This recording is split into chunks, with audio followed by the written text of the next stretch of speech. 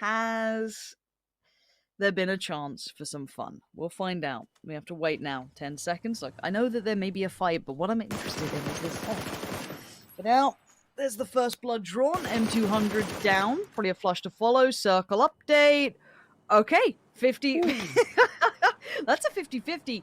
Now, look how far west this still hits. We've got Detonation White that's already rotated over. They made the jump off the cliff facing. We're seeing a lot of very similar rotations as if you would see a military base game. People swing across, a little bit more friendly in that, but it's really just all along the road. If you're looking to the south, FaZe does get a little bit of vision towards the remnants of Tianba. Remember, they did lose one of their members early, so it looks like they get to go check out the coastline. Good shots coming from Ence to go ahead and take down Lorena. Flush should be coming through that one, and now Tianba has to retreat from this position on the island itself. And then you have to cross into the city where 4 teams have already posted up. The bridge is the, I guess, fastest escape, but by far the most hazardous that you can take. DXG looks like they have themselves a little bit of a sneaky way to go about this. VP says, bridge camping's fine and good, but screw that. Let's just go ahead and commit to getting out of this death trap. They jump down. There is a little bit of a rock section that you can climb that is going to be the west of the city, and VP should have the inside track to get there first. DXG doing a little bit of mountain climbing on their vacation tour of Prison Island itself. FaZe is going to be running up back behind this T1 4 a.m. rotating over in the east. Buriram's going to be coming up back behind them, and now it's just a matter of how good are you at Skyrimming your way down this one. Oh, long. Ooh, okay, I thought he was going to hit one of those rocks on the way down. But it is just cliff jumping. I give that one about a 9. Somebody do a 360 on your way down. Give us some style. Oh, Fergus, look at the hesitation. Oh, just don't hit the rock. Don't hit the rock. Oh, there goes one. Oh, Neil's gone. Oh, sweet summer child. Oh. You know those warnings you get, don't jump off the rocks. That's why. That might be how they have to opt into rotating themselves. Seen a lot of the teams leaning into that. DXG could be pushing along that similar path here in a little while, depending on how they choose to climb up the hillside to get back onto the continent itself. Oh. But FaZe Clan gets spotted out by Tianba. That's another one down off of this one already, and it's starting to feel really bloody for these guys that just cannot find anything on the island. But, I take pleasure in things. I don't know how Kickstarter's found Spyro here. Found a shot from Firecracker range. Bit of fire coming back in from Ence. And the circle committing towards the northern side now. Zenith happy in this, keep in mind. Zenith have been quietly working away. Liquid probably quite pleased. T1. Oh, he didn't even get to do the jump. Get some fire towards this one. I don't know how much they've been able to scout this. Okay, pull up. Here we go. VP up against Ence already. Squeaky welcomes them to the door, and a little bit of a gift of a grenade being considered. Out the window it goes, but Batulins is straight in there. Batulins is not messing around today. Already in the building. Squeaky going to try and just sit on that top floor. I don't think they really want to share this compound. Batulins burning. He's done for. VP not really able to deal with that leaving of the city. They were kind of forced away towards that northern side. Lou is there, however, but we are going to see this lobby now get explosive. Sorry, I'm from America, guys. I don't say it exactly how you guys say it. FaZe, what do you got? You got the smokes down. You got to make some type of play before we start trying to see shoot to kill go for some of these reses. 3 members down. Alo, the last one up. Virtus.pro just swept that compound. Ence are done for in there. Okay, and here we go. FaZe still need to get past Alo. Penta is still not rezzed. Should be up soon. Yeah, okay, back on his feet, but Uber trying to work forward. The flash comes out to bide some time. Alo trying to get a quick heal off. They are so close to each other. FaZe now falling in through the smoke, looking to find their way forward. And you can see Ence watching this, just looking for that pixel to show through that smoke plume. Fuzzface finds one. That's dirty work from Uber under the vehicle as well. Alo puts up a great stand, but it was only Alo left alive. Oh, Rustamar belting that from further afield. FaZe are still up, but they've garnered a lot of eyes their way. Rest of FaZe still clinging to life right along the safe zone. So now you can see they are going to have a high ground advantage vision for this, as a lot of the teams that were harassing them beforehand are going to have to reposition. Buriram moves back over into VP's line, gets into this dip. Now, how is VP going to contest with this? It's going to be high ground shots that are going to be coming out from Zenith. Looking down, from a very distant position into this line. And they have a good control piece to play as well. But oh, this grenade could be huge. Gonna toss it in. They're all stacked up on top of each other. Manages to get the flush on one, the down onto another, and Nordra, the last one up in this position. And this is not looking too good for Buriram.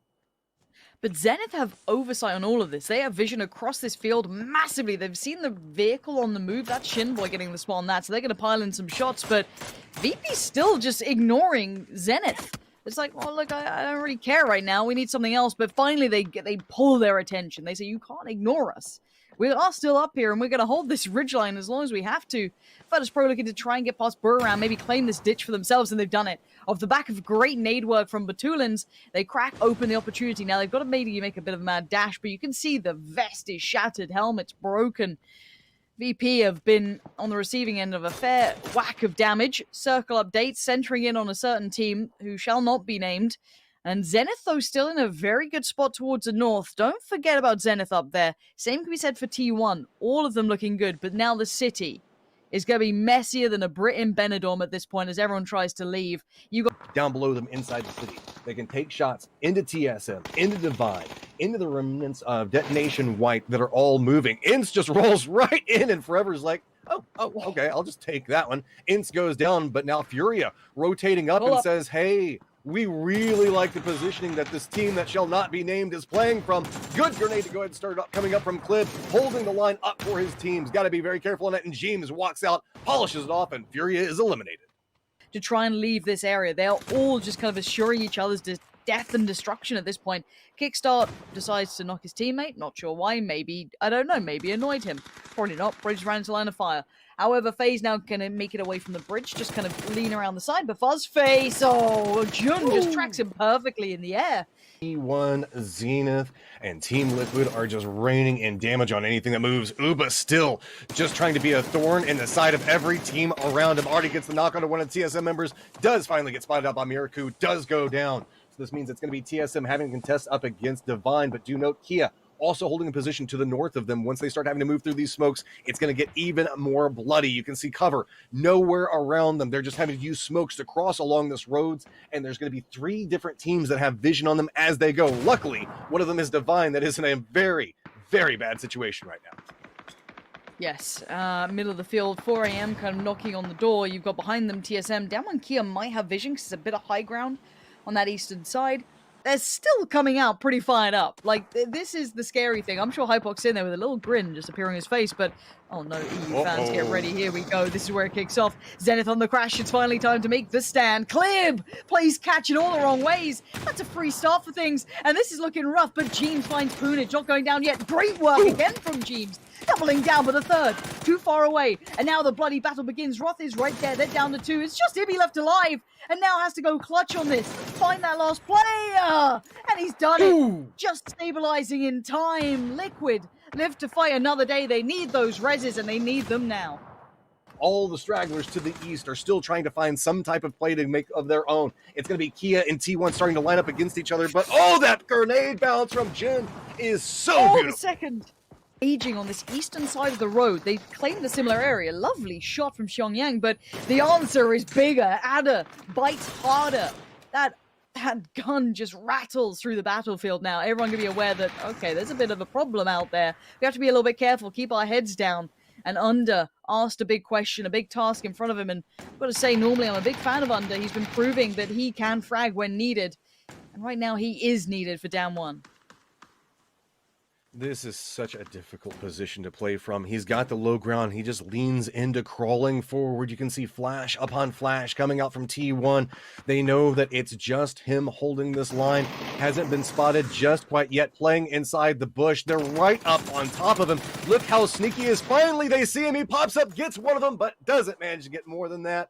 So with this, T1's going to get control over the east. VP playing center inside the dip, and Team Liquid still alive, holding down their compound that's no longer inside the safe zone. Team Liquid's position. This is questionable. If Liquid try and push this and crest towards Virtus.pro, T1 get vision. So VP look dead in the water unless Lou hits like the insta, headshot, flush, or knock, should I say. Because T1 can see so much of this fight, as you're seeing here. They have the safety of the road. No one's really pressuring from the southern side because VP are too preoccupied with Liquid. The way the dominoes fall should be T1 wins this. Unless they make a tragic error. For now, it looks like they're not going to. Adder is on the case. He's keeping his vision trained towards the opponents. Liquid on the push now, focusing towards VP. They want this done. They want them dead. That's going to be a tag. You can see Ibby just toying with the idea of it. Finally commits on the spray. Good work for now. Let's see what the answer back in from T1 is. They are on the move.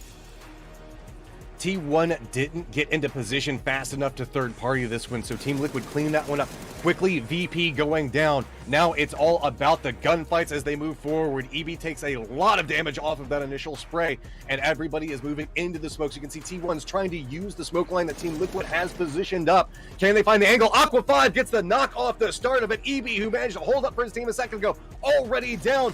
What has Team Liquid got left in the bank? Just one member up.